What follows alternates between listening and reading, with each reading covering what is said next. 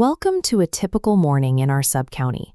Farmers are out in their lush green gardens, the market stalls are humming with activity, and children are walking together to school. It's a community where things are working well. But think about your own classroom for a second. What happens when two pupils want to sit on the same bench or write with the same pencil at the very same time?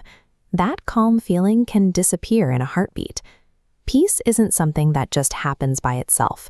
It's a quiet, happy way of living together that we have to choose. It means following rules, sharing what we have, and talking through our problems instead of getting angry. Think of a disagreement like a wide river that blocks our path. To get to the other side without falling in, we need to build a bridge. The first strong pillar of our bridge is sharing. When we share our books and toys fairly, we build a foundation that prevents fights before they even start. The second pillar is respect. This means listening to our elders, following the rules of our sub-county, and taking care of things that don't belong to us. Finally, the third pillar is built using polite words, saying please, thank you, or I am sorry. These words act like the final stones that complete our bridge, letting us walk safely over conflict. Keeping peace in our homes and villages is really a game of making the right connections, choosing the behavior that matches the situation. Now, let's take that idea of matching into our English lesson. Just as we match our behavior to keep the peace, we can match words together to show how they are related. We call this an analogy. Think of it like a matching game.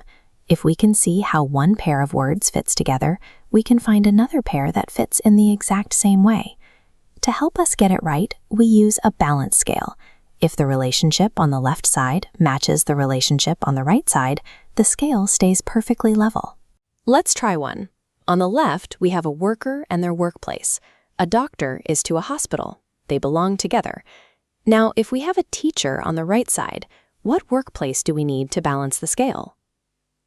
A school, because a teacher works in a school, just like a doctor works in a hospital. We can do this with animals too.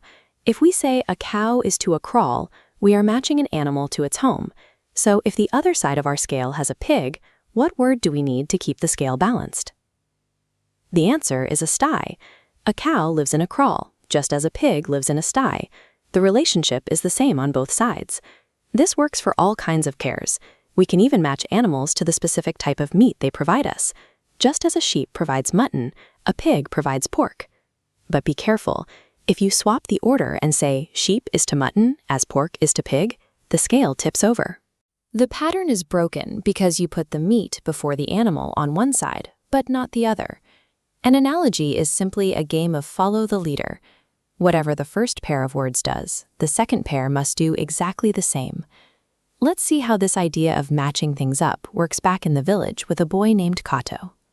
Kato is playing football when, oops, he accidentally kicks the ball right into Mrs. Mukasa's garden, snapping a cassava plant in two. This is a moment of choice. Kato could run away and hide, which would leave Mrs. Mukasa angry and the village divided. Or he can choose the action that fits the situation. Kato walks over and says, I am sorry, Auntie. Because he chooses the right words for the moment, Mrs. Mukasa forgives him. The problem is solved and the peace remains. Kato's apology was the perfect match for the mistake he made. It's a lot like the analogies we've been practicing. When Kato matches an apology to a mistake, he creates harmony in his village. And when you match a bird to a nestling or an owl to an owlet, you are creating harmony in your language. Whether you are choosing the right words for a sentence or the right behavior for your community, you are helping things fit together the way they should. What kind of positive connections will you make today?